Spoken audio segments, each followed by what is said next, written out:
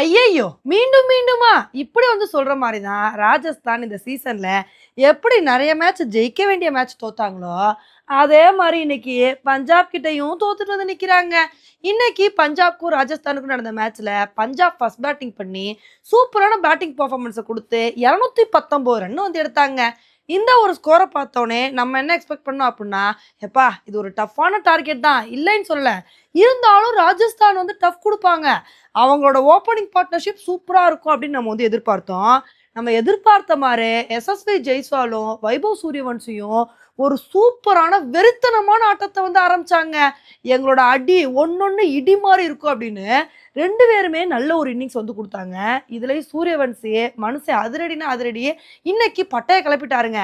அதனால இன்னைக்கு ராஜஸ்தான் வந்து 5 ஓவர்லயே 75 ரன் வந்து எடுத்தாங்க.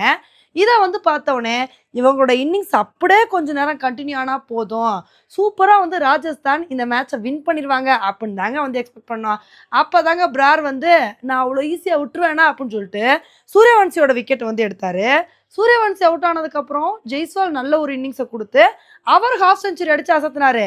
சரி அவரோட இன்னிங்ஸ் கன்டின்யூ ஆகும். அவர் அப்படி அப்படியே அதிரடியா விளையாட ஆரம்பிப்பாருன்னு நெனைக்கும்போது, அவரும் பிராரோட பால்ல அவுட் ஆயிட்டாரு. 2 விக்கெட் போனதுக்கு அப்புறம் கூட ராஜஸ்தான் மேல ஒரு நம்பிக்கை தாங்க வந்திருந்துச்சு. என்னதான் 2 விக்கெட் போனாலும் 100 ரன்னுக்கு மேல ராஜஸ்தான் வந்து எடுத்துட்டாங்க.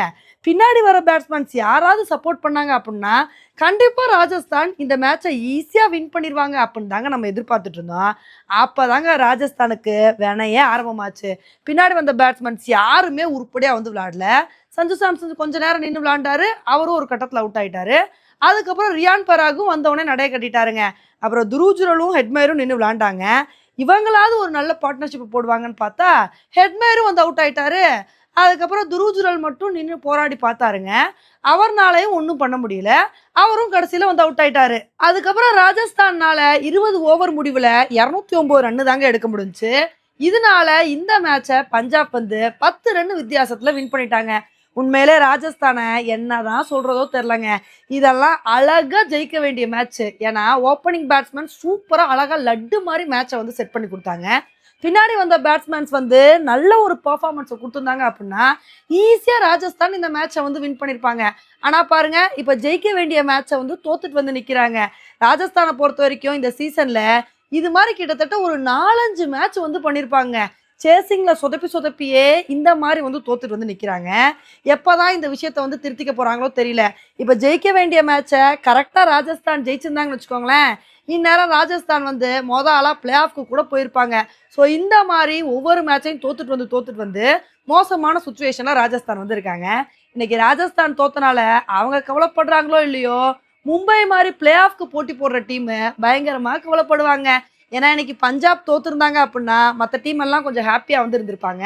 இப்போ வந்து பஞ்சாப் ஜெயிச்சனால அவங்களோட பிளே ஆஃப் வைப் வந்து கொஞ்சம் உறுதியாயிருச்சு. இதனால மற்ற டீம் எல்லாருமே கொஞ்சம் சோகத்துல வந்து இருப்பாங்க. இனிமேல் வரப்போற மேட்ச்ல எந்தெந்த டீம் வின் பண்ணி பிளே ஆஃப்க்கு போறாங்க அப்படின்றத பொறுத்து வந்து பார்க்கலாம். ஓகே ஃப்ரெண்ட்ஸ், இந்த ஒரு மேட்சை பத்தி நீங்க என்ன நினைக்கிறீங்க அப்படின்றத என்னோட கமெண்ட் செக்ஷன்ல வந்து போடுங்க.